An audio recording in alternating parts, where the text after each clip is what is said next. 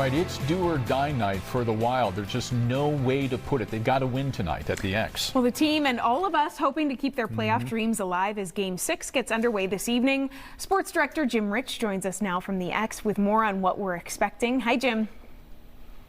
Hey, Mary. Yeah, it's going to be a situation where the Wild need to win to keep the season going, and a guy who has been through a lot of these situations in the past and has succeeded, former Wild captain Wes Walz joins us, who's also now part of the television broadcast. And Wes, first off, just playing in this building, and we saw how electric this building can be a week ago tonight. What do you expect here tonight? I expect more of the same. Friday night, late game, people are coming off of 7th Street, man. The building is going to be electric, and you know, the two best games the Wild have played in this series have been in this building. Obviously, Game 4, the Wild didn't win. I thought Ottinger played unbelievable. But I think having an extra day rest, 2 days off, is really, really going to benefit the Minnesota Wild.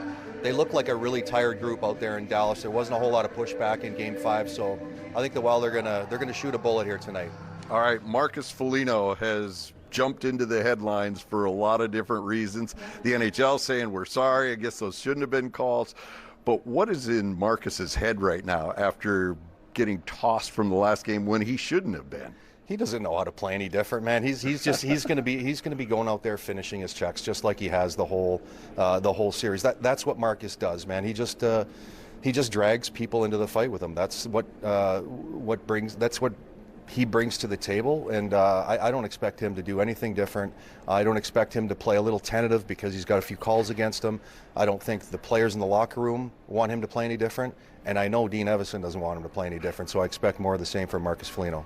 All right, a lot of people are also looking at Kirill Kaprizov.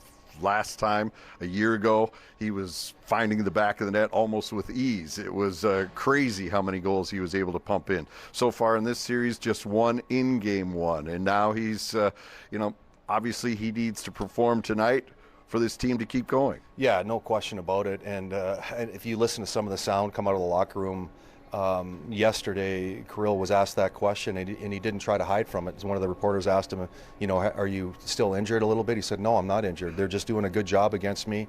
Miro Heiskanen is one of the best defensemen in the NHL. They've been able to get him out there against Kirill Kaprizov quite a bit, especially at home in Dallas when they get last change.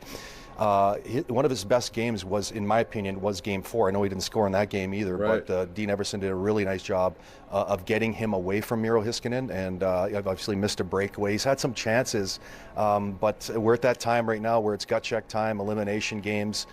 Chances don't matter anymore. Now the puck's got to go in the net, so we can just give ourselves a chance out there in Game 7. And as you know, Jim, anytime you get out there, Game 7's great goaltending, get a bounce here and there, and you can win anywhere in Game 7. We know how that goes. Exactly. And if Zuccarello does not go, how does that affect Kirill? Much or not too much? Yeah, I don't know. Listen, you know what? We don't know exactly what's going to happen. He's going to probably go out and take warm-up. I think Sundqvist is going to take warm-up, so they're going to have an extra forward out there.